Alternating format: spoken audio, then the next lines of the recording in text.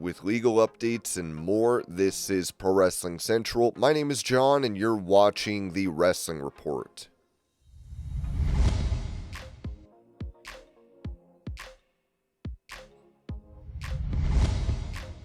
WWE released a statement on returning to Japan for events, one of which will be on the same day as AEW Wrestle Dream. WWE, part of TKO Group Holdings, today announced a return to Japan this October for back-to-back nights at the Ryogoku Kokugakan in Tokyo on Friday, October 17th and Saturday, October 18th. These will mark the only WWE events taking place in Japan in 2025. Fans attending WWE Super Show Japan will see their favorite WWE superstars in action, including World Heavyweight Champion Gunther, Jey Uso, Rhea Ripley, World Tag Team Champions Finn Balor and JD McDonough, The New Day, as well as Io Sky, AJ Styles, and many more. Tickets and superstar meet and greet packages will go on sale starting Saturday, August 30th at 10 a.m. local. Fans across Japan can watch WWE's flagship programming broadcast exclusively on ABEMA platforms. This includes Raw and SmackDown, both broadcast free to air in a primetime slot in Japan every week, with Japanese commentary immediately following first broadcast in the US. NXT is also available to watch on demand via ABEMA video, with all WWE Premium Live events available to view exclusively live on ABEMA.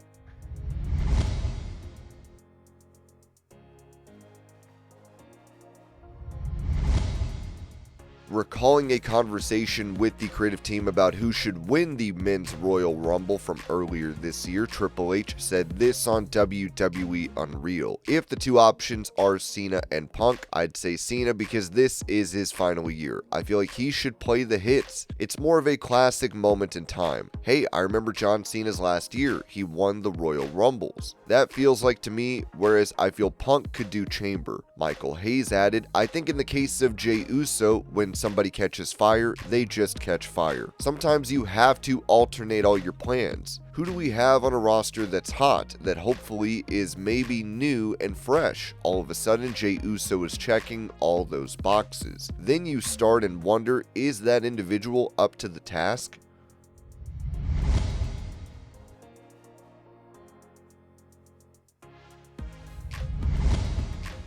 Talking about the finger injury she suffered at WrestleMania 41, Bianca Belair told Chris Van Vliet, it was when we were doing the triple German spot. My hand got stuck underneath Rhea Ripley, and I also went to the wrong side of Rhea, but my hand, I thought she was going to go further over me. We kind of just collapsed together, so when my hand went back, it got stuck under her, and she literally crashed on my hand. I knew immediately it was broken. In the moment, I thought I broke all my fingers. The ref comes to me. He's like, are you okay? I'm like, I just broke all of my fingers. You just see me rolling around on the ground. Rhea had to snap me out of it. She's like, Bianca, and I'm like, what? Oh, we have to finish this match. I don't want to watch it back because I know I'm going to pick it apart. It just takes way too much out of me because I get nervous when I watch it again. I feel all the emotions again. By the end of watching, I just feel so exhausted. So I'm like, okay, one and done. And I'm happy with that.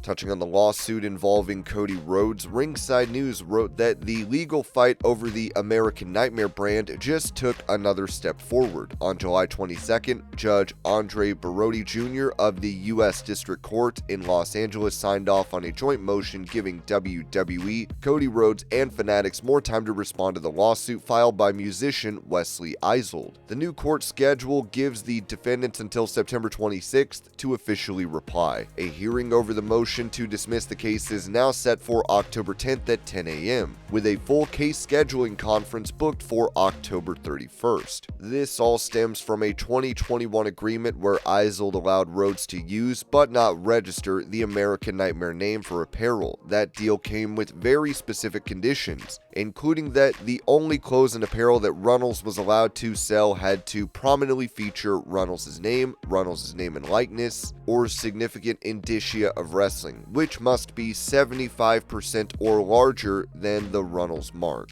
Isold claims that WWE and Fanatics have violated that deal by selling merch that doesn't meet the agreed terms. The Runnels clothes are brandished with the words American Nightmare but do not include Runnels' name, his name, likeness, or indicia of wrestling, or do so in puny fashion, the lawsuit states. He also alleges fan confusion is rampant, with Isold fans frequently buying the Runnels clothes by accident. Runnels' fans regularly buy the Isold clothes by mistake, and fans of both inadvertently make and purchase apparel that mix references to both the band and to Runnels. Isold is pushing for a jury trial, damages totaling $900,000, and a court order to block the sale of any merchandise that violates the terms of their original deal. This next phase in court could finally decide who truly owns the American Nightmare name when it comes to merch, and how far those boundaries stretch.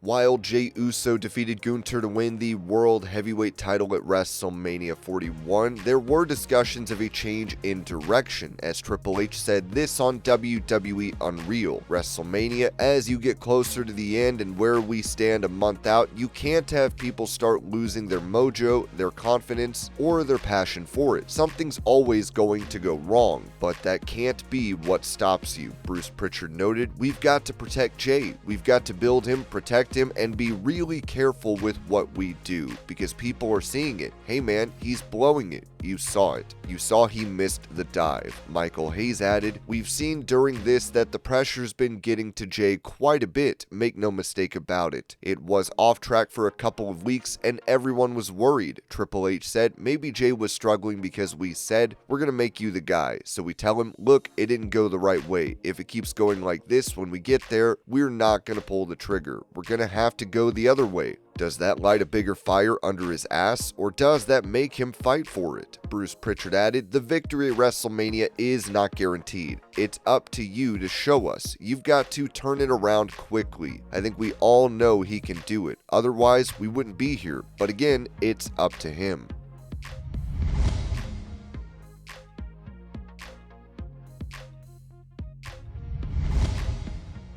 Also on WWE Unreal, the situation with Tiffany Stratton and Charlotte Flair was brought up, where Stratton claimed in a promo that Flair was 0-3 in marriages in the lead up to WrestleMania 41. Triple H said this, "So I need Tiffany to understand that's obviously not how we do this, right? So she needs to apologize to Charlotte, and they need to get on the same page."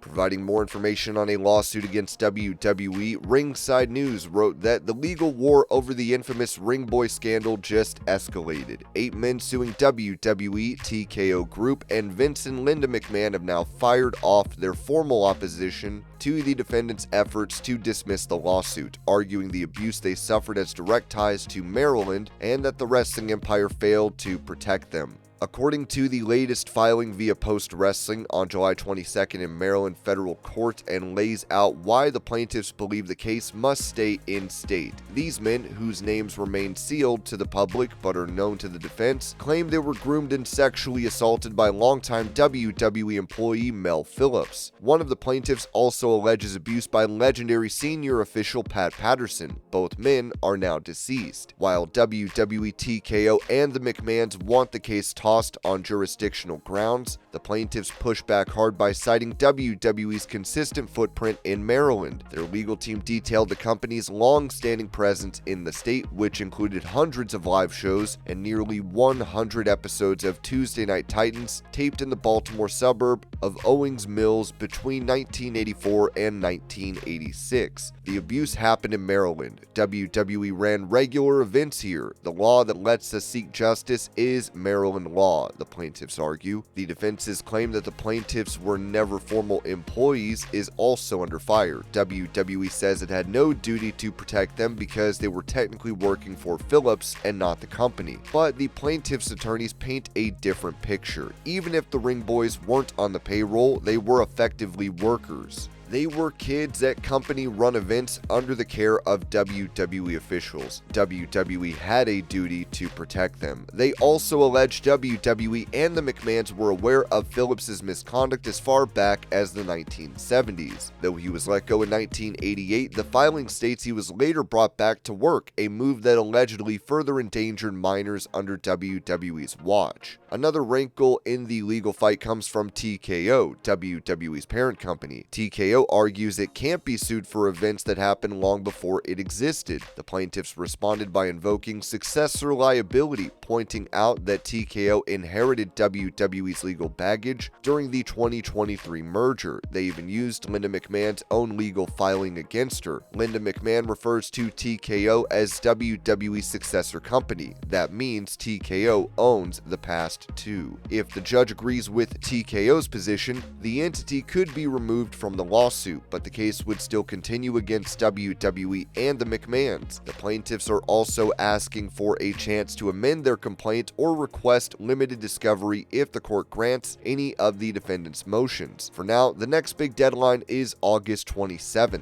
when the defense must file its reply brief. A hearing could follow where both sides would argue their positions in person. This lawsuit reopens some of the darkest pages in WWE history, while putting Maryland's powerful new Child Victims Act to the test, a law passed in 2023 that eliminates time limits for filing child sexual abuse claims. If the judge allows the case to move forward, the next stop will be discovery, where the spotlight could turn to what WWE leadership knew and when they knew it.